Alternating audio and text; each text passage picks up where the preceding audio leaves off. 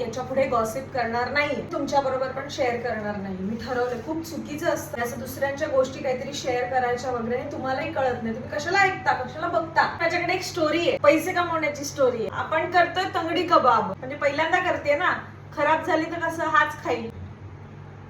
तर मी क्रिएट केलेली रेसिपी आहे, सांगितले तुला साफ कर घे. एक माणूस आहे, तो एका गावामध्ये राहत असतो. त्याची एक छोटीशी टपरी आहे, पण तो पानटपरीवाला तो ग्रीडी आहे, अगदी माझ्यासारखा आहे. त्याला पैसे कमवायचे झटपट. पानटपरीवाल्याच्या गावात राहत असतो, त्याच्याच बाजूच्या गावामध्ये तांत्रिक असतो.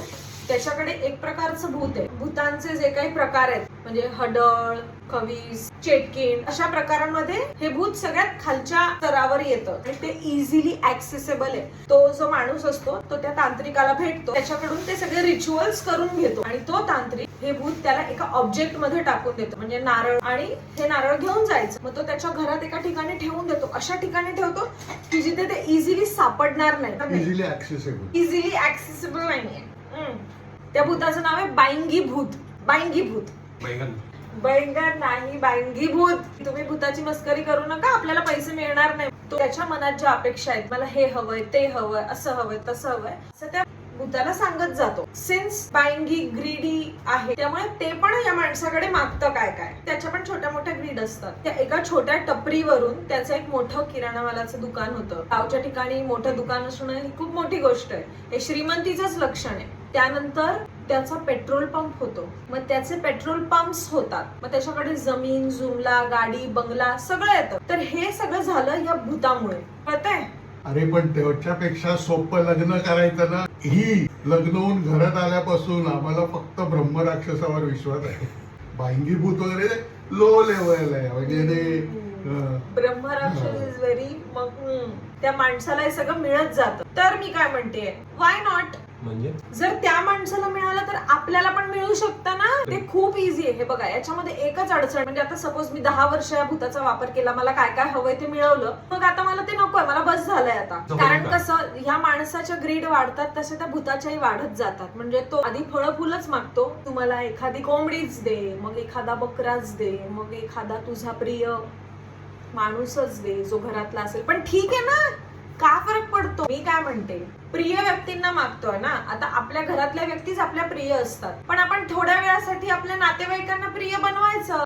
नातेवाईक गेले तरी चालेल नाही, असे ठराविक 2-3 लोक असतात आपल्या फॅमिलीमध्ये जे आपल्याला असे वाटतात, तर आपण त्यांना प्रिय बनवायचं तेवढ्या वेळापुरता. तर मी घरच्यांना ही स्कीम सांगतेय.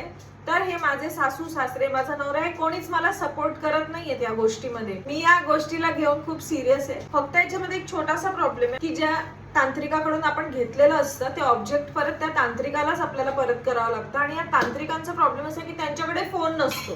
तर आता ह्या ज्या तांगड्या आहेत त्याला आपण हिरव्या मिरचीचं जे वाटण आहे ते लावून ठेवायचं, म्हणजे ऍटलिस्ट थोडा वेळ तरी तुम्हाला तरी काहीतरी कंटाळा जो आलेला आहे तो थोडस विरंगुळा म्हणतात त्याला. घ्या, तू लावणार आहे, मी लावू का, तू लावणार आहे. अरे एक तर इकडे भूक लागली आणि सपोर्ट काय तर बाईंगी भूताने काही दिलं. तुम्ही विचार करा, ते बाईंगी भूत आपण घेतलं तर आपल्याकडे किती पैसा येईल, ते मसाला येईल की नाही? हे ना शॉर्ट टर्म आनंद शोधतात.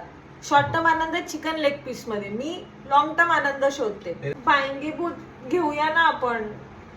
हो, आता 2 कुत्रे आहेत तर त्याच्यात बाईंगी भूत आल्याने काय फरक पडणार आहे? आमच्या घरातल्या कुत्र्यांना पण मान्य नाहीये ही स्कीम. मी तुम्हाला बाईंगी भूतवाला सांगितलेलं माहितीये ना. तुमचं काय म्हणणं आहे, आपण घेतलं पाहिजे की नाही? नको बाबा. सासू सासरे माझे मला सपोर्ट करत नाही त्या गोष्टीमध्ये. हे मला सपोर्टच करत नाही, डायरेक्ट नाही म्हणून मोकळं होत आहे. अरे आम्हाला भीती वाटते. कसली? नाही बाबा, तुम्हाला नाही देणार कोणी. मी तुम्हाला हेट करेन त्या वेळापुरता.